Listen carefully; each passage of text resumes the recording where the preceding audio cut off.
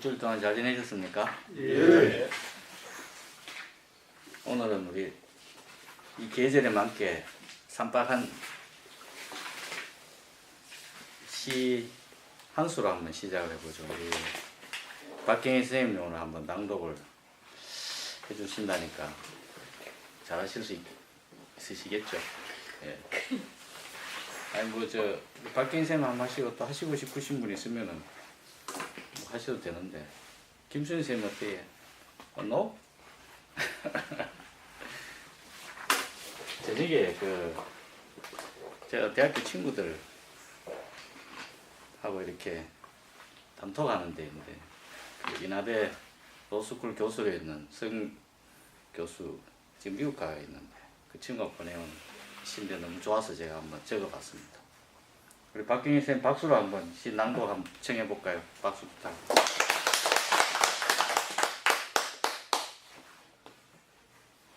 사랑법 강은교.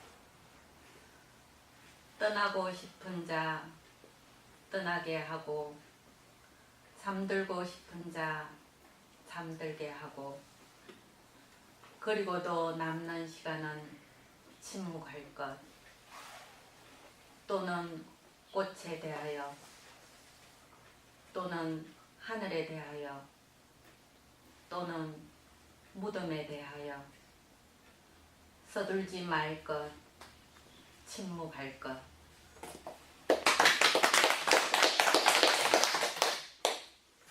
이야, 이 뭐 웬만한 신앙송 하시는 것보다 훨씬 낫네요. 봉균이 한번 읽어볼래?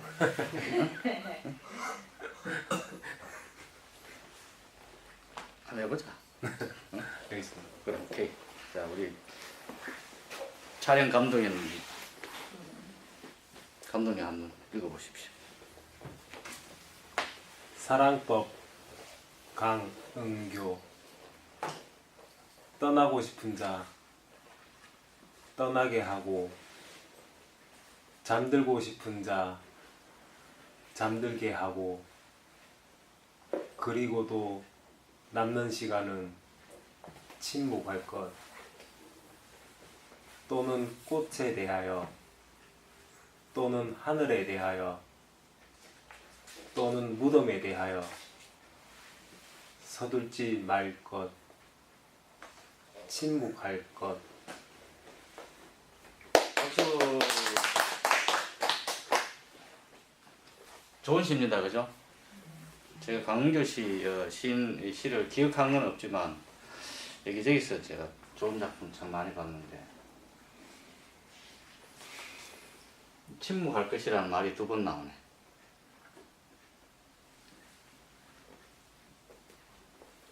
오늘 수업 여기서 마칠까요? 경상도 말로 주디 닫아라 이 말인데 자꾸 뭐 얘기해서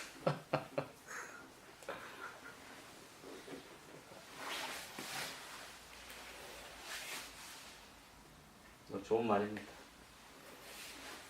네. 이래 사랑이 되나 그런데 지우겠습니다.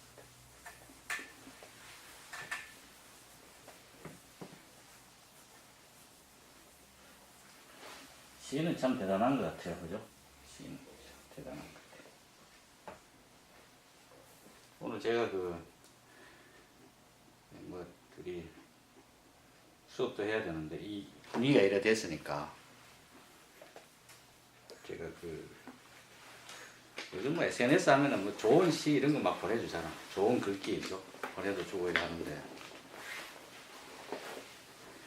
내 친구가 보내준 테레사 수녀님의 인스파이트 오브 하는 영어인데 그게 번역하면 뭐지?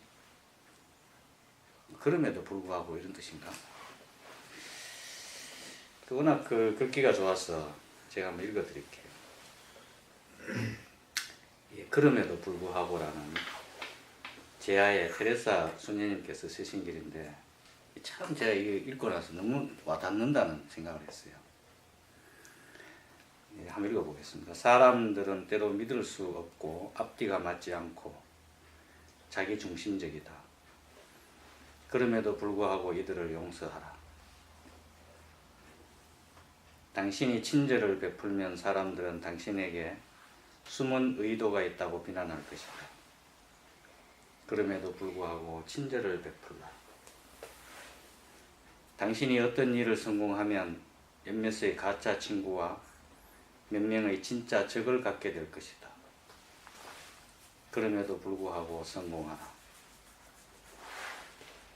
당신이 솔직하고 정직하면 상처받기 쉬울 것이다. 그럼에도 불구하고 정직하라. 오늘 당신이 하는 좋은 일이 내일이면 잊혀질 것이다. 그럼에도 불구하고 좋은 일을 하라. 가장 위대한 생각을 갖고 있는 가장 위대한 사람일지라도 가장 작은 생각을 가진 사람의 총에 쓰러질 수 있다. 그럼에도 불구하고 위대한 생각을 하라. 사람들은 약자에게 동정을 베풀면서도 강자만을 따른다. 그럼에도 불구하고 소수의 약자를 위해 싸우라. 당신이 몇 년을 걸려 쌓은 것이 하룻밤 사이에 무너질 수도 있다. 그럼에도 불구하고 다시 일으켜 세우라. 당신이 마음의 평화와 행복을 발견하면 사람들은 질투를 느낄 것이다.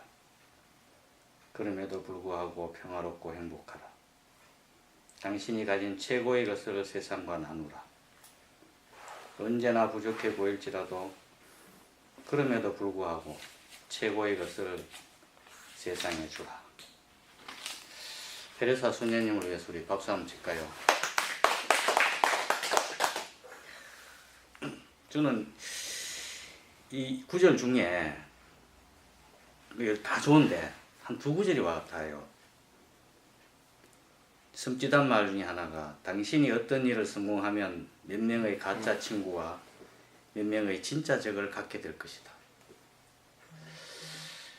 좀 잘 나가면 주변에 야 친하다고 막 와. 근데 그거 다 가짜야. 돈 좀 있고 뭐 출세하고 이러면 그죠? 잘 구별해야 되는데 구별하기 쉽지 않죠. 몰려드는 거죠. 근데 문제는 그 시기 질투하는 적이 생겨. 진짜 그는 진짜 적이라는 거예요. 가짜 친구나 진짜 적이나 뭐 다를 바는 없지만 야, 이 굉장히 무서운 말이지만 그럼에도 불구하고 성공해라는 거죠. 두려워하지 마.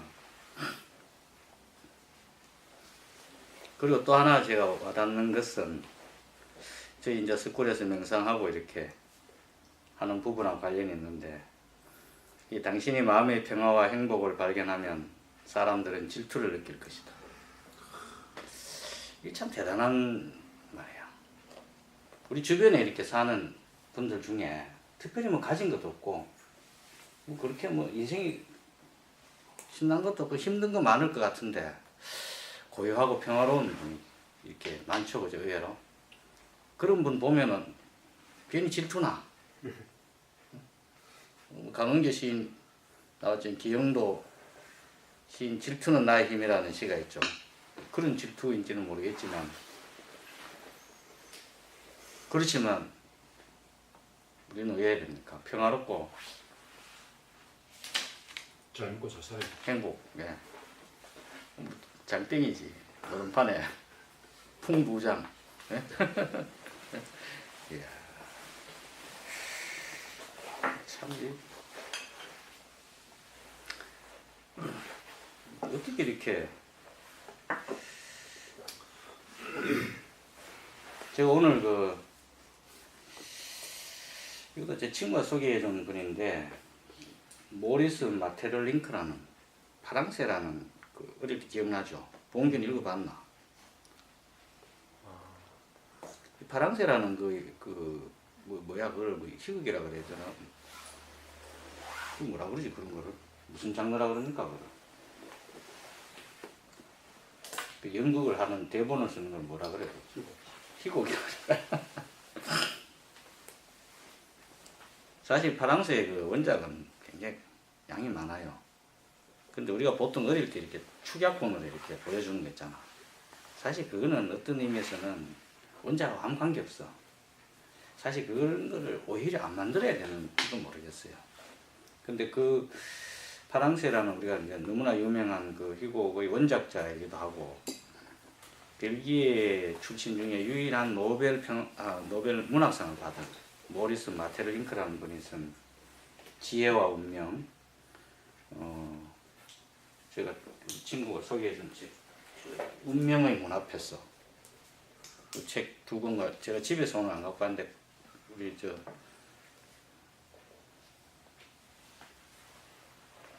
꽃의 지혜 가는 이 책 참 좋아요. 한번 시간 나면 사서 한번 읽어보십시오. 제가 이 책을 소개시켜드리고 오늘 뭐 나온 김에 이 꽃의 지혜인가 중에 이분이 쓴 글을 제가 이렇게 뽑아놓은 것 한두 개를 제가 다시 읽어드릴게요. 이분이 쓴 건데. 자, 높은 곳을 향한 정신의 투쟁은 언제 봐도 감동적입니다. 뭐 높은 곳을 향한 정신의 투쟁, 감동적이죠. 대단한 거죠. 그래서 황량한 들판에 홀로선 거대한 나무를 바라보며 우리는 감탄을 금치 못합니다. 그 우뚝 선 낙낙장수 보면 대단해 보이지 않습니까? 그죠? 하지만 우리의 마음은 평범한 나무들이 빼곡히 들어찬 숲속을 언젠가는 찾게 되어 있습니다. 정상을 향해 분투하는 자들을 우르르는 것은 좋은 일입니다. 그러나 들판에 잠든 듯 보이지 않는 사람을 잊지 않는 것 또한 중요한 일입니다. 이분이 이렇게 말씀하셨어요.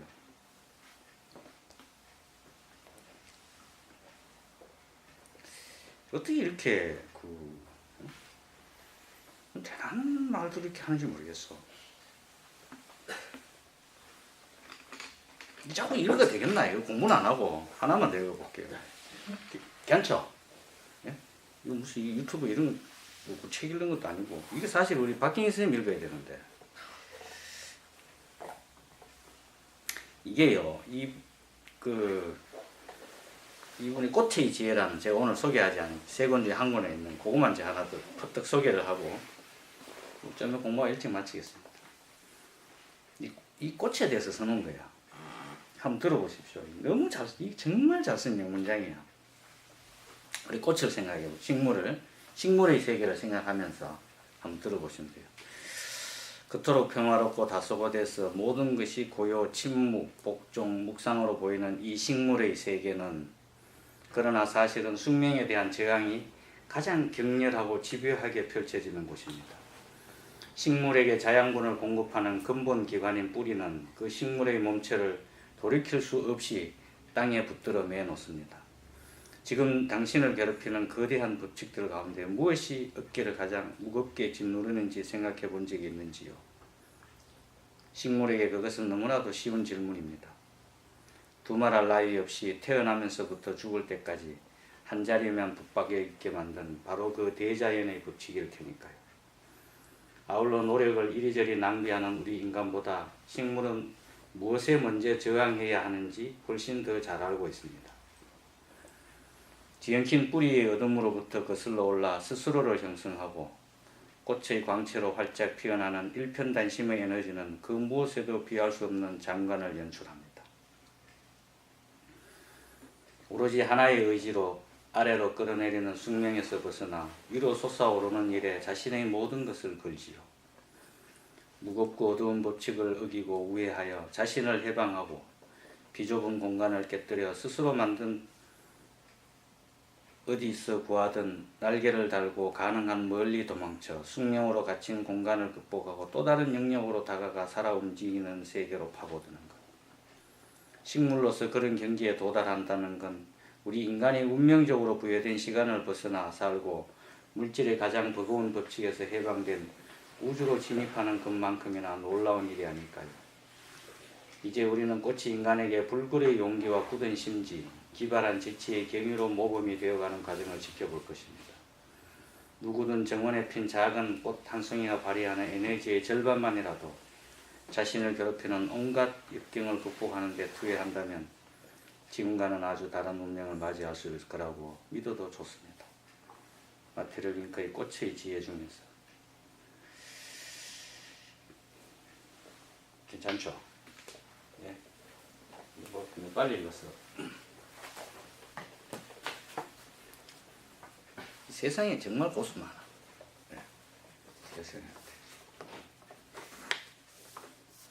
그때 뭐 인간하고 식물하고 사실 다른데 이 식물을 이렇게 우리하고 비교해서 이렇게 한다는 게 좀 약간 그렇긴 하지만 그래서 그 꽃의 지혜라는 책을 보면은 이제 자기는 식물이라면서 움직일 수 없다는 가장 숙명적인 어떤 운명을 타고난 거잖아. 그러니까 거기서 어마어마한 자기 종족이라고 표현해야 되나? 자기 DNA를 퍼뜨리는 오만 가지 기술을 다 가지고 있다. 그죠? 다양한 방식으로. 이렇게 막 날려가는 것도 있고, 막 터뜨리는 것도 있고, 벌을 유혹해서 이렇게 뭐, 나비 이런 것 때문에 움직이는 방법도 있고, 그 뭐야, 그 뭐라 카노, 숲에 가면 막 달라붙는 거 있잖아, 옷에. 무슨, 뭐 가시라 그러나? 도깨비 바늘 그런 것도 있고.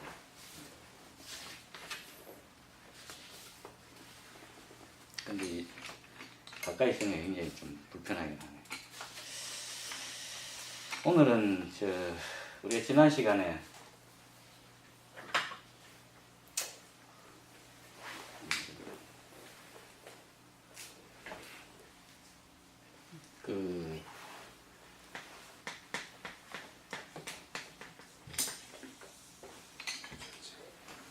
우리 잠깐 지난 시간을 터치해 보면은 이 존재 사실 이거 뭐 감히 변호사인 제가 뭐 조그만 인문학당에 이렇게 강의를 하면서 이 단어를 건드린 자체가 사실 말이 안 됩니다. 이게 너무나 어려운 말이에요.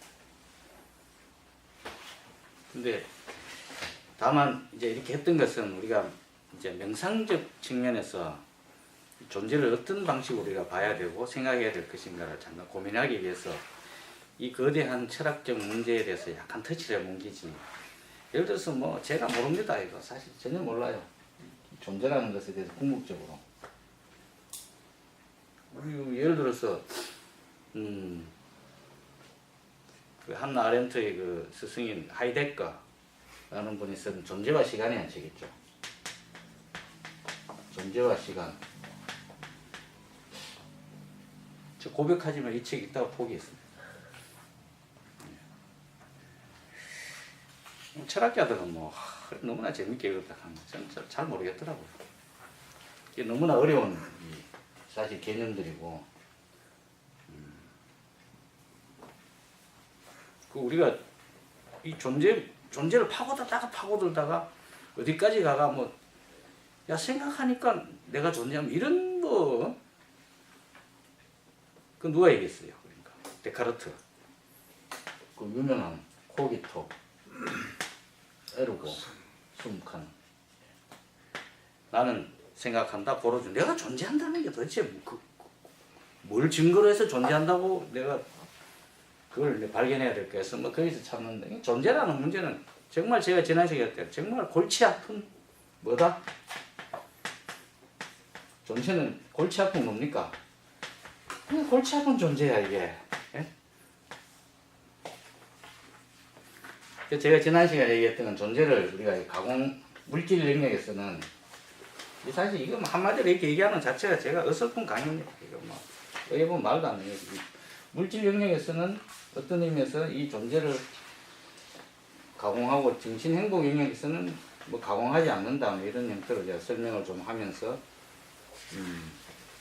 이 가공해야 될 때와 가공하지 않아야 될 때 우리가 구별할 줄 알아야 되고 그건 어떤 의미에서 지혜가 굉장히 필요하고 그 지혜를 우리가 개발하기 위해서는 우리가 지금 평소에 하고 있는 이런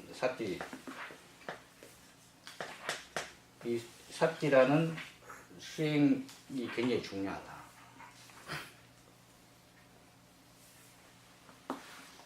우리는 늘 뭐 예를 들어 저 같은 경우는 이제 변호사이니까 업무 시간에는 뭔가 열심히 가공해서 그게 합당한 결론을 내고 해서 뭐 좋은 결과물을 해서 이 소위 물질 영역 또는 생존 영역에서는 이 부분에 대해서 뭔가 잘해야 되는데 이게 정신 영역 또는 행복 영역에 왔을 때는 이걸 가공하지 않고 가만히 이렇게 좀 나누는 시간을 가짐으로써 우리가 조금 더 나은 어떤 내 정신 상태를, 의식 상태를 유지한다 그럴까? 이게 필요하다. 그래서 이제 이런 삭지 수행을 우리가 한다. 그래서 이거는 뭐 어떤 의미에서는 학교에서 하는 거고 이거는 수행터에서 하는 거다. 이런 제가 지난 시간에 설명을 했죠. 근데 우리가 이제 이 존재를 지혜롭지 않은 상태에서 자꾸 가공을 하게 되면은 본견의 지난 시간에 비존재론적 사고를 하게 되면 이 존재가 어떤 단어로 표시된다. 이 복습 안 하나? 골치 아픈 존재야. 이 존재를 우리가 가공 안 하고 소위 정신 영역에서 이 존재를 비존재론적으로, 이게 사실은 뭐 되게 웃긴 얘기입니다. 예. 철학에는요,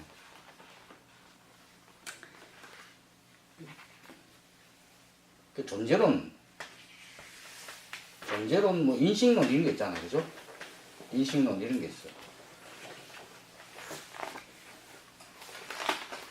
그러니까 이 사물의 궁극적인 실체가 야, 우리 분필을 예를 들 때, 네? 이게 진짜야. 아니면 우리가 분필이라고 관념 지어진 그 인식 자체가 존재냐? 이게 참 어렵다. 잘 모르겠어요. 그렇게 갈라지기도 하죠. 이거는 종교에서도 이런 식으로 이 논쟁이 있었는 적도 있고. 근데 이 비존재론적으로 사고하게 되면은 이 존재가 뭘로 표현된다 그랬습니까? 사건이라고 그랬죠. 사건.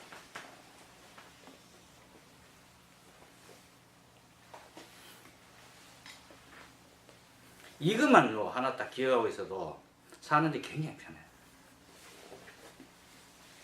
제가 지난 시간에 할 때 존재가 골치 아픈 존재라는 것만 알고 있어도 우리 생각보다 살기가 좀 편하다 그랬습니다. 존재를 당연시하지 않는 거지.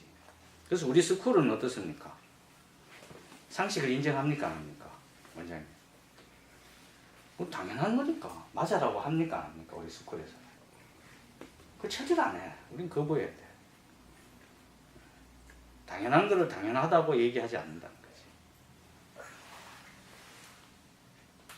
그러니까 남들이 추구하는 형태의 어떤 것들에 대해서 이쪽 방면에서는 뭐 어느 정도는 당연히 따라가고 규칙과 룰을 준수해줘야 돼. 먹고 살려고 하면 방법 없잖아.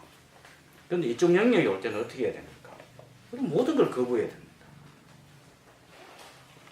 왜냐? 이거는 이 존재를 바라보는 우리의 어떤 태도, 우리의 관념, 의식하고 굉장히 관계가 많기 때문에.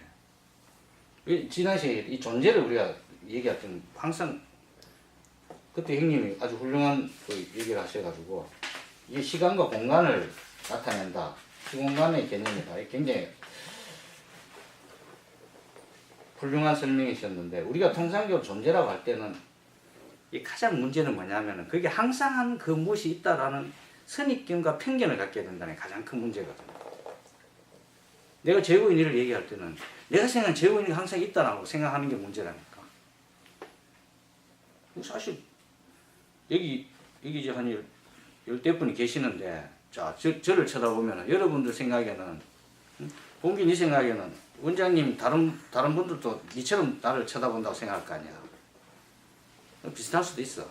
근데 각각 다르고 상대를 쳐다볼 때 보통 우리는 그걸 지난 시간에 뭐라 그랬습니까? 그거를 네? 편견, 뭐 관념, 그 영어로 뭐 이런 등등의 표현을 우리가 프레임이라고도 할 수도 있어요. 프레임. 맞나 이거 스펠링? 어떤 틀. 이걸 어떤 심리학적 개념으로 가면 이걸 뭐 에고 이런 걸로 표현할 수도 있겠죠.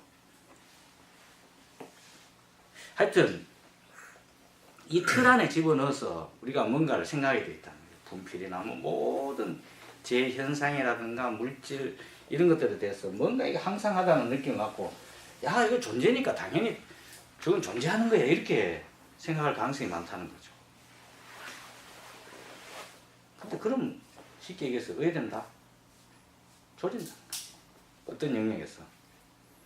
이 부분에서는 필요하다 했어. 근데 이 영역에 와서 존재론적으로 사고하고 자꾸 이 존재를 가공한다는 건 뭡니까? 이 프레임을 극단적으로 끌고 간다는 거지. 쉽게 해서 존재를 가공하면 더욱더 어떻게 돼요? 더 폭이 좁아지고 더 극단적으로 어떤 존재라고 고집하게 돼 있다니까. 예? 우리 사고가 그렇게 되는 거지. 이런 생각만 해도 우리 제일 편하다니까 사는 게. 이 프렌드 저 용우 사실 우리 50년 그 직이야.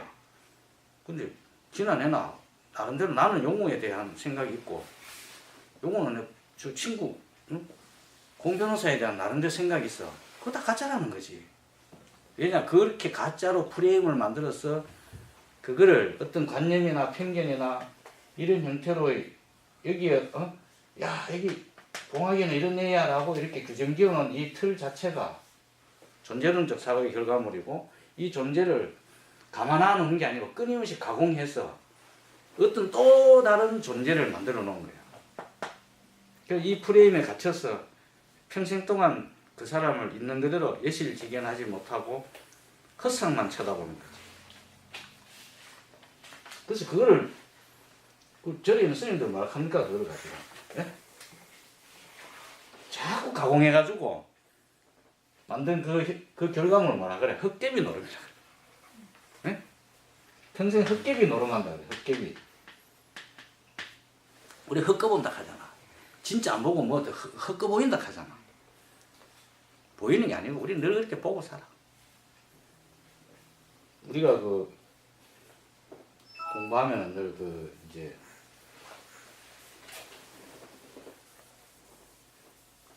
우리가 어떤 시냅스 영역에 정보가 들어오면은 우리 항상 수없이 그림 그림이잖아요. 어떤 이미지가 형성돼서 이 이미지는 우리 안에 있는 기억 저장되거나 저장된 기억하고 결합을 해서 이게 1, 2, 3, 4의 이미지를 계속 형성을 하고 이 중에 또 저장되고 반응하고 이런 식으로 계속해서 사실 저장되어 있는 이 이미지라는 걸 우리가 믿을 수 있냐는 거지. 이걸 끊임없이 계속 작동시킨 결과물이 이 존재를 가공시키는 과정이 되고 결국은 내 프레임을 만들어 놓고 이 이미지의 입각에서 상대를 보고 이런 것들이 결국은 어떤 거다? 헛개비 노릇하고 봅니다. 그러니까 봉균이는 까딱지 안 나면 평생 네 마누라 꼬라지라. 근데 사실은 우리 김순희 씨 저도 의심해 진짜. 우리 누구나 다 상대를 사랑하고 이렇게 잘 챙겨주고 싶잖아. 원장님 그렇죠? 예? 원장님 남편한테 싫어요? 이혼하고 싶어? 이제 그만 살았으면 좋겠어. 그냥 이혼하세요. 그냥 뭐 짜더라 뭐. 살기 싫으면 이혼하고 뭐 그러면 되지. 근데 이 세상에서 상대를 가장 사랑해주는 게 뭘까? 사랑? 개뿔을. 우리가 일반적으로 얘기하는 이 사랑이라는 단어 이거는요. 이거야말로 헛개비.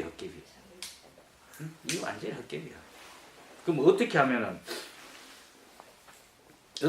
가장 그 사랑해줄 수 있을까? 그냥 놔두면 침묵하라고. 존재를 같이 말하는 경상도 말로 천에 뿌려 놓는 거지. 근데 그것도 굉장히 좋은 방법이에요. 근데 그보다 좀 더 좋은 거는 그냥 우리가 명상 마음 작용 중에 첫 번째입니다. 상대방을 그러니까 그거 비슷한 거야 사실. 상대방을 있는 그대로 볼 수 있으면은 그게 가장 상대를 사랑해 주는 거야. 그러면 그 꼬라지 자체를 인정하게 되거든. 그래서 제가 그걸 뭐라 했습니까? 예? 김수희 선생님 나를 좀 그래 봐주는 거 모르겠네. 난 진짜 고민 좀 하는데 좀 내보다 좀 많은 그런 것 같아 가끔씩. 그래서 상대를 저 물건은 본래 저런 애라고 생각하면은 그냥 인정해 주는 거야. 오케이. 뭐 굿. 뭐 좋아. 그래서 이거를 그때 우리가 그냥 인정해 주니까 구나. 야 그렇구나 하고 맞장구 쳐주는 거야 계속. 오케이라고. 근데 통상적으로 이 오케이 아니고 노. 긁히는 뭐야 결로. 긁히는 뭐 개뿔 이런 심리 상태는 뭡니까? 대부분 다 존재론적 사고. 그 존재론적 사고라는 것은 내가 갖고 있는 이 프레임하고 그 대상이 안 맞기 때문에 전쟁을 벌이는 거죠. 불행한 거지. 그럼 실제로 싸우는 상대방이 누구다? 원장이 같은 남편이 아닌 게야. 자기 자신하고 싸우는 건데 남편은 그냥 하나의 뭐라고 해야 되노? 그 싸우는 뭐라 해야 되지? 촉매? 핑계거리. 핑계거리. 그래서 제일 불쌍한 사람이 누굴까? 원장님 남편이 불쌍한 거, 원장님 본인이 너무 많이 알아. 그러면 이제 집에 갔어. 뭐 앉아 말을 듣노. 그래서 그럼 아까 지난 시간에 약간 반복되지만은 결국 뭐야? 남편은 어떤 존재가 아닌 거야. 1초에도 수없이 일어나는 사건의 연속체일 뿐인 거지. 그러면 그 사건이 계속되는데, 예? 네 항상 하는 그 무엇이 없는데 어떤 사건이 계속돼. 이 계속되는데 이 순간 이걸 남편이나 찍을 수 있나? 하는 순간 얘는 어떻게 돼? 사라지고 그 다음 남편 있잖아. 사건이 연속체 계속되는데 우리가 지난 사건 갖고 뭐 붙들고 뭐 그러면 지나갔는데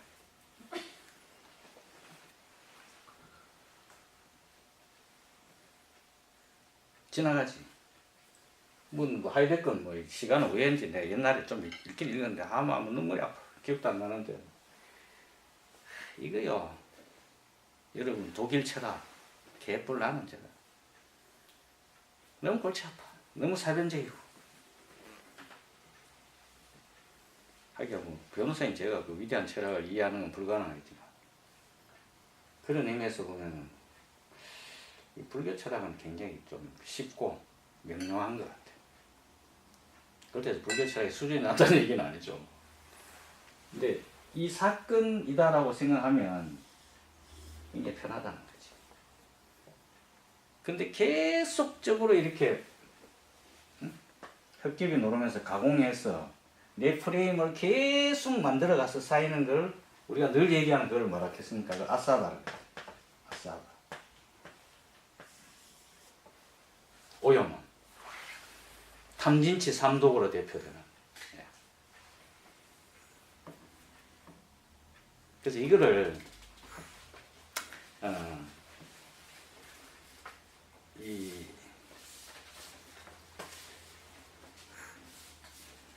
영상적 측면에서 사실 우리가 이 불교 대법이라고 하죠. 불교는 사실 경률론 3장이 있는데 이 중에 논장 중에 이 아비담마라는 부분이 있어요. 이게 뭐 몇 년 이런 말이 있어. 그러니까 이게 담마 쪽에 가면 굉장히 어려워요. 이게 하나하나 나중에 마음까지도 뭐 백몇십 개로 마음을 분류를 해가 이거는 뭐 선한 마음, 나쁜 마음, 이거는 뭐 지혜를 주는 마음, 이거는 어느 선에서 어떻게 처리해. 하나가 대단해요. 그 뭐 스님들이 그 뭐 티베트에서 밥 먹고 할짓이 엄청 구분까지 해놨어요.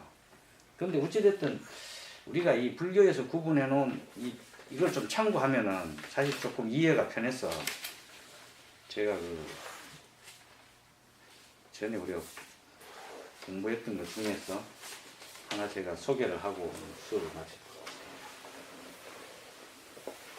그리고 이 아사바에 대해서 한번 아사바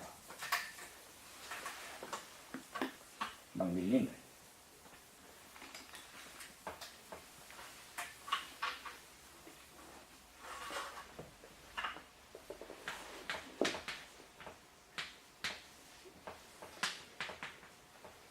세 가지 떡국물이라고 하는데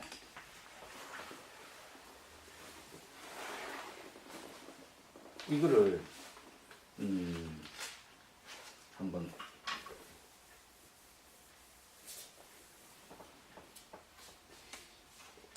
불교에서는 아사바를 어떻게 하고 있는지 한번 참 간단히 살펴보겠습니다. 불교에서 10가지 아사바가 있다. 10가지.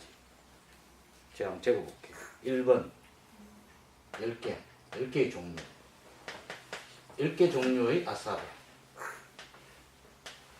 1번 유신견. 근데 이게 완벽할까요? No. 근데 보면은 상당히 그럴듯한 것 같아요.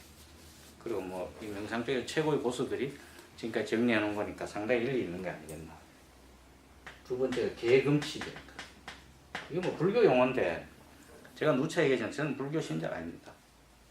불교 철학 공부를 명상 때문에 공부를 좀 해서 우리 스쿨에서 봉자 우리 이거 말고 다른 공부 많이 하잖아, 그죠? 특별히 이제 명상 공부하니까 이런 이제 개금치견. 3번이 의심. 아사바가 뭐라고 했습니까, 제가? 마음 오염하는 거죠, 그죠? 이런 것들이 그러니까 이제 그 삼독심 세 번 하면 이렇게 된다는 거죠, 이게. 네 번째가 욕망. 띵킹 5 색탐. 여섯 번째가 무색타. 약간 좀 어려운 용어인데 일곱 번째가 좀 빠졌습니다. 다시 써야 돼. 다섯 번째 분노입니다. 분노.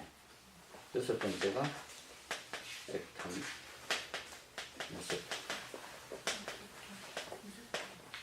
이 색탐이라는 게요, 뭐 색소 관련된 그런 성적 욕구를 얘기하는 건 아닙니다. 요 색자로서. 좀 이따 제가 설명을 하겠습니다. 그 다음에 여덟 번째가 장남. 아홉 번째가 도거악작. 저는 뭐 잘 모르겠어. 좀 어려워요. 열 번째가 무명.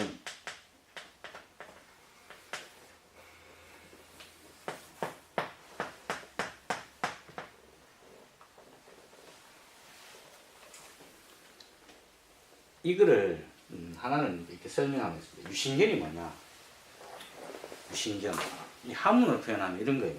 이슬 유자에다가 몸신자를 써. 뭐냐면은 이 몸이 있다는 견해라는 거지. 이 말이 뭐냐? 내가 항상 하는 내가 있다라는 생각.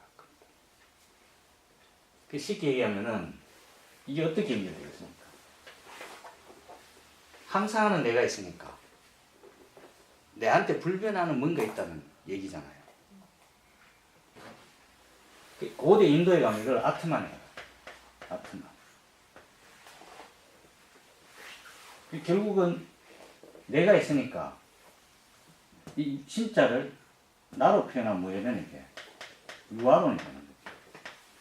근데 우리 있나 없나? 우리 소 좀 있잖아, 그죠? 그 있는데 이 아트만 있으니까 어떻게 돼? 죽어도 아트만이 사라지나 안 사라지나? 안 사라지는 거죠. 예? 그게 윤회설로 가. 윤회.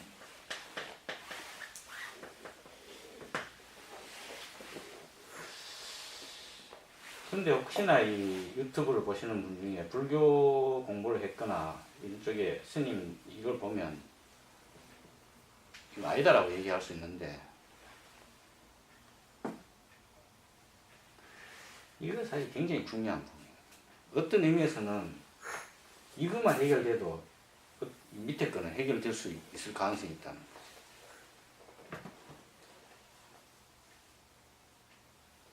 이거는 개금치견이라는 거는 이건 이제 신을 인정하는 종교, 인정하는 종교에서 가진 어떤 계율이 있잖아요. 계율 중에서 계율이 어떤 계율? 잘못된 계율을 고집하는 거예요. 이거 우리 의외로 많아. 이게. 제가 예를 하나 들어보겠습니다. 혹시 교회 다니시는 분 계신지 모르겠지만 금식해야 됩니까?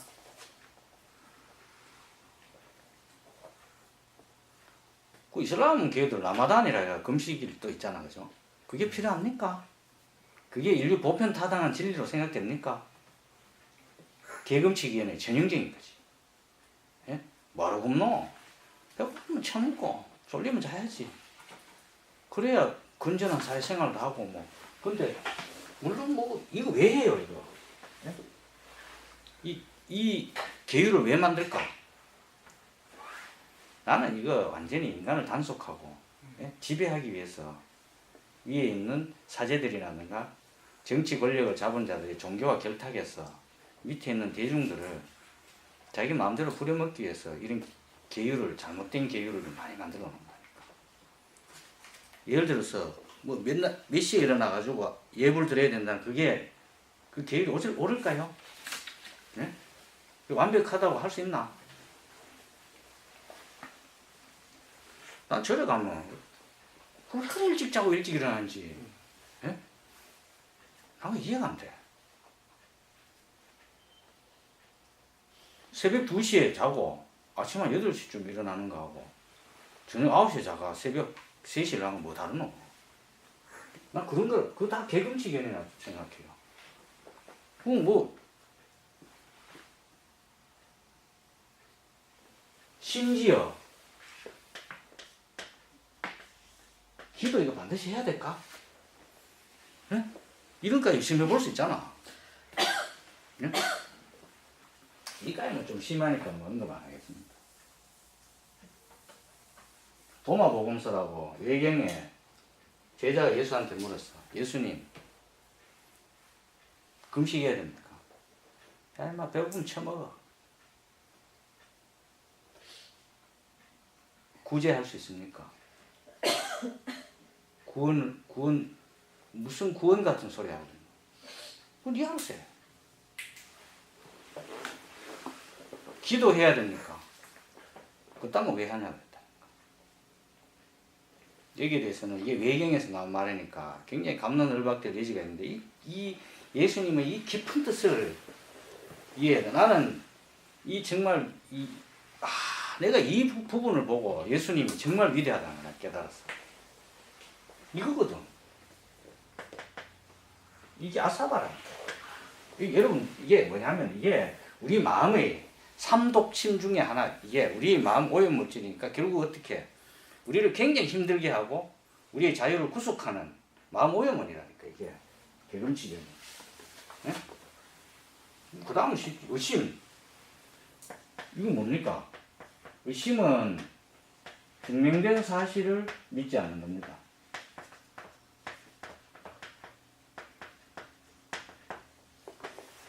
명백해. 근데 안 믿어.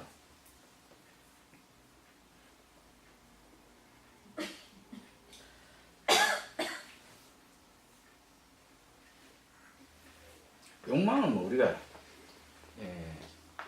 이거 뭐 탐진치 중에 탐이죠, 탐. 분노는 뭡니까? 진, 그죠? 이것도 약간 욕망 계획인데, 이거는 새끼, 이건 불교적 용어니까 뭐, 새끼에 태어나길 바라는 거.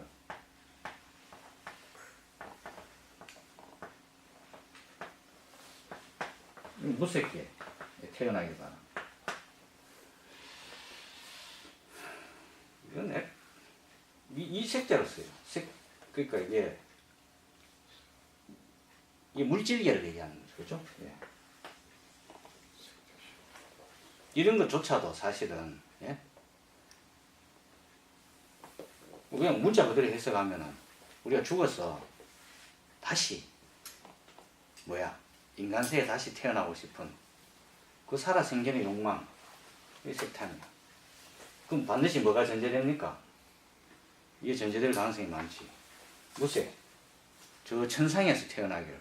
난 죽어서 저기 뭐 불교는 뭐 천천천 많잖아. 그다 무슨 그 있겠어요? 다 개소리지. 예? 그 무슨 천천 이런 데서 태어나고 싶어 하는 그런 마음. 자만은 뭐 자만심이고. 도구학자는 이게 여기 보면 이제 들뜸, 거친 행동 뭐 이런 것들. 무명은 뭐 아시다시피 이게 이제 탐진치 중에 뭡니까? 치예다. 예? 편견 뭐 그런 거죠. 이 중에서 이 재밌어요. 이 불교 하시는 분들 참 대단해. 요거 있잖아요. 이 구분 1, 2, 3번을 이 금강경물 혹시 읽어보신 분 있으면 수다원, 사다함, 아나함, 아라한인가 이렇게 나와. 그 이제 과위를 얘기해요. 이렇게 도의 수승한 상태를 얘기하는데 요거를 버리는 사람을 이 초보 단계 수다원까지 요걸 버리는 사람을 사다함. 나머지 이제 여기 6번부터 이걸 버리는 사람을 통째서 아라한이라. 이게 잘 모르겠어요. 저도 뭐 전문가가 아니어서 모르겠는데 이 얘기 뭐냐면은 이렇게 순서로 버리기가 쉽지 않다는 거죠.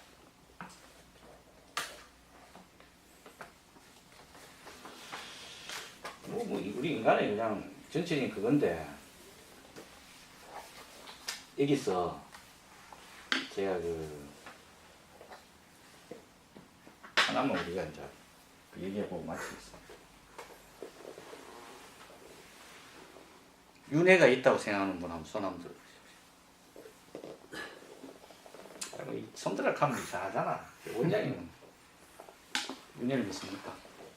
안 믿죠. 안 믿어요. 그건 개체로서의 윤회는 인정 안 하지만 저는 개념 전체적으로 전체 뭐 그로서의 그 개체로서의 윤회는 아니지만 전체로 돌아갔다가 나오든 이런 거는 가능하다고 보는. 그럼 전체로서의 윤회는 그러니까 요 유신견 이런 이제 그런 건 아닌데. 개체 지금 있는 개체 이거는 뭐 소멸이 되든 근데 그 보다 본래 있는 생명 뭐 이런 거는 거기로 뭐 만약 돌아갔다 다시 뭐 태어나든 이거는 이제 윤회하고는 좀 다르다고 다른 거겠지만 지금 기본적으로는 그럼 이제 생명은 본래 있는 생명은 그 생명으로서 어쨌든 뭐 전체로서 유지되지 않나 이렇게 보는. 그리고 대충 이해는 되는데 형님 그래서 그게 뭐 축생의 세계니 뭐 귀신의 세계니 이런 건 좀 말할거리도 못 되지. 그게 태어나면 말할거리도 못 되고 단지 이제 현대 과학에 있어서 우리가 알고 있는 원소라는 것 자체가 우주에서 생성돼서 원소가 그대로 이루어져 있으니까 어제 현대 과학에서 90일이 되면은 우리 그 몸의 모든 원소들이 새로 이렇게 바뀐다 그러니까 이 바뀌는 것이 또 다른 생명으로 태어나고 다른 물질로 태어나고 이런 면에서는 뭐 굳이 윤회라고 뭐 이렇게 뭐 얘기를 할 수도 있겠지만 거기 불교에서 말하는 뭐 축생세계 무슨 세계로 뭐가 다시 태어나고 이런 것 때문에 말할 게 없지 뭐 그건 무슨 영혼이 왜 생각? 죽으면 끝이다. 그럼 영적 세계는 다 거짓말. 맞아. 죽으면 그 영혼도 끝나고 다 끝나. 그거 끝나. 단순해. 안 믿어요. 저도 그리 생각. 이카이는 네, 끝입니다.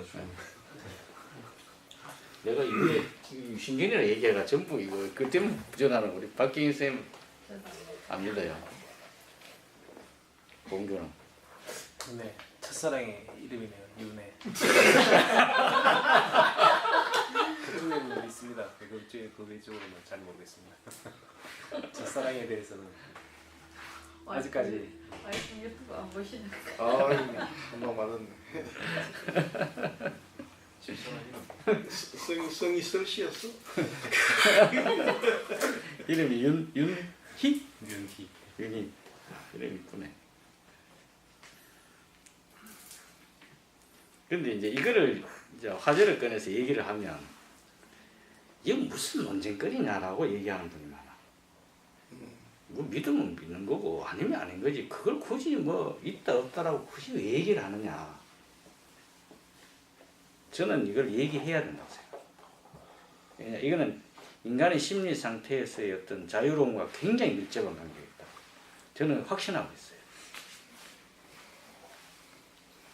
그래서 우리가 이 명상을 해서요, 무조건 집중하고 선정하고 삼매라든지 이런 어떤 사띠 이런 상태에만 그냥 가는 것이 명상이냐?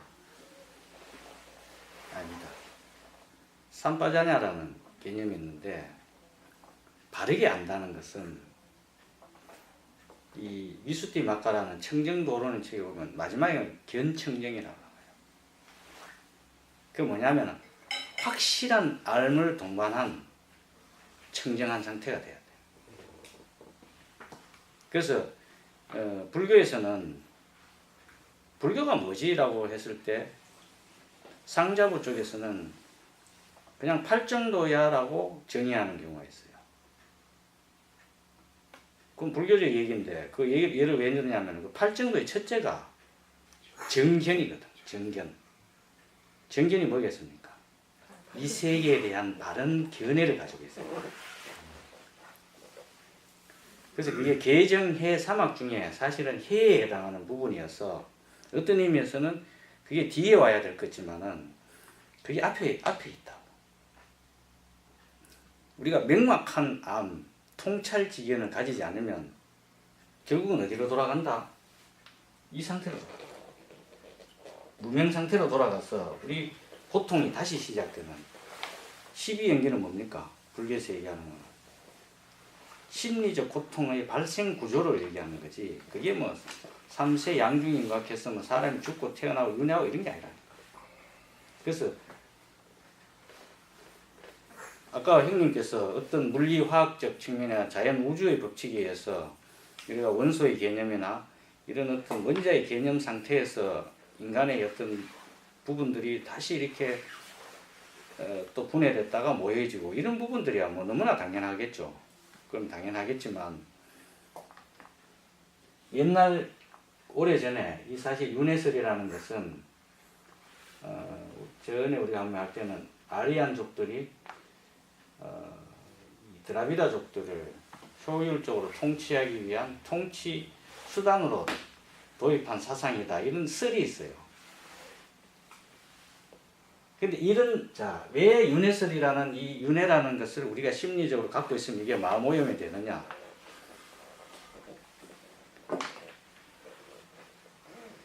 지금 삶에 대해서 최선을 다해서 사는 것이 윤회의 사상을 갖고 있는 것하고 굉장히 밀접한 관계입니다. 아까 우리 친구 용훈이가 얘기했지만은 이 죽음, 삶은 이 죽음으로써 모든 것이 끝난다라고 생각했을 때 삶의 자세와 야 죽고 나서 뭐 더 있어 라고 생각하는 삶의 자세는 나는 완전히 다르다고 생각합니다. 그리고 우리가 믿지 않는 이 소위 이 뭐하고 관계 있습니까? 내세관하고 관계가 있잖아. 내세관은 필연적으로 뭐하고 관계 있습니까? 신을 인정하느냐 안 하느냐의 문제와 관계 있다. 이건 이렇게 딱 물려 있어. 그럼 우리가 인식 속에 내가 어떤 행위를 하고 뭐 여기서 과학적 자연적 법칙으로 일어나는 이외의 어떤 보이지 않는 힘에 의해서 우리 운명이 좌우된다는 생각을 갖고 있으면 그 삶이 편할까 안 편할까? 안 편합니다. 편할 수가 없어. 길 가도 뭐 괜히 불안하지. 그래서 그런 걸로부터 완벽한 이 인식의 전환이 된 사람은 상당히 자유롭지. 그죠? 자유로울 수밖에 없잖아. 겁날 게 없잖아. 뭐 내가 잘못해서 벌 받는 게 있지만 내가 유전적으로 어떤 가족 병력이 있다든지 그런 게 있어서 내가 질병이 나타나는 거야 어쩔 수 없지만 그런 거 없는데 뭐 하늘에서 누가 갑자기 무슨 뭐 병을 준다든지 이런 건 없잖아. 그냥 날별에 떨어지고 이런 거 없지. 그렇잖아요. 근데 이런 생각을 갖게 되면 우리 삶 자체가 이 자체에 구속되는 거야. 예, 이게 엄청난 아사바라는 사실을 이 책에서 아예 단정을 하잖아. 그죠? 이 지금 우리 교과서에서는 이렇게 이 저자에 이렇게 얘기해. 난 전적으로 동의해요. 그래서 저도 동의합니다. 예, 이 생각으로부터 멀어질 수 있다 하는 거는 엄청난 정신적 에너지가 사실 필요하지. 우리 어릴 때부터 뭔가 계속 이런 식으로 교육을 받아왔거든. 이거 엄청 무서운 거야 이거. 그래서 사실은 제가 생각하기에 종교는요 40 전에는 가지면 안 된다고 생각해요. 충분히 나이가 들어서 어느 정도 인생을 알게 됐을 때 그때 한 번 정도 생각해 볼 필요가 있지 않느냐 이렇게 생각하고, 매우 어린 나이에 이렇게 애들을 이런 어떤 부분들을 생각을 강요하고 하는 것은 어떤 의미에서 상당히 좀 문제 있는 부분도 있지 않는가. 물론 이렇지 않은 좋은 방향으로 유도해주는 목사님이나 신부님이나 이런 스님들이 굉장히 많으세요. 많지만은 간혹 또 그렇지 않은 분들이 있어서 이런 부분에 대해서 이게 처음부터 무신견으로 가득 차게 처음부터 되면은 이거 나중에 나이 들어서 굉장히 고치기 어렵죠. 이 마찬가지로 아닌데 자꾸 지켜야 된다. 예. 이 의심 이런 것도 과학적인 사실을 안 믿는 거야. 증명됐는데도 이게 다 관계가 있잖아. 증명 다 됐는데 안 믿어.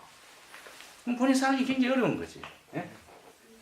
욕망, 분노 이런 뭐 부분들이야 사실 우리의 어떤 수행을 통해서 어떻습니까? 이거는 워낙 왜 어렵냐? 왜 어렵습니까 이게? 인간의 본능적인 부분이잖아. 이거를 제거하기 굉장히 어려워. 근데 위에 세 개는 어떻습니까? 이게 제거하기 쉽다니까. 그러니까 이거를 수다원 깔아 그래. 그 도에 도인이 드는데 이 과정이 이제 예를 들면 바둑으로 치면 이제 예를 들면 한 1단, 2단 좀 되고 여기 4, 5단 되고 여기 풀어면 9단 되는 거 입신의 경지 관계지. 근데 여기는 쉽잖아. 어느 정도. 근데 이 쉬운 것도 우리가 잘 안 알아가죠. 그래서 이 아사바는 아까 우리가 얘기한 그런 존재의 비존재론적 사고방식하고 굉장히 관계가 있다. 예. 오늘의 결론이 겁니다. 존재론적 사고를 하게 되면 어떻게 당연히 이렇게 되죠. 유신견을 갖게 되는 거야. 아트만이 있다고 믿어. 그러니까 변하지 않는 뭔가가 있으니까 윤회하게 된다 생각하고 항상 하는 뭔가 있다 생각하니까 사고가 자꾸 이렇게 굳어질 가능성이 있는 거죠. 그래서 뭐 우리는 어려우니까 여기까지라도 어떻게 좀 할 수 있도록 평소에 견해를 안 가지도록 이렇게 노력해 봅시다. 요즘 뭐 꽃잎이 막 휘날리고 날씨 너무 좋아요. 즐거운 봄 잘 보내시고 다음 주에 만나겠습니다. 수고하셨습니다. 수고하셨습니다.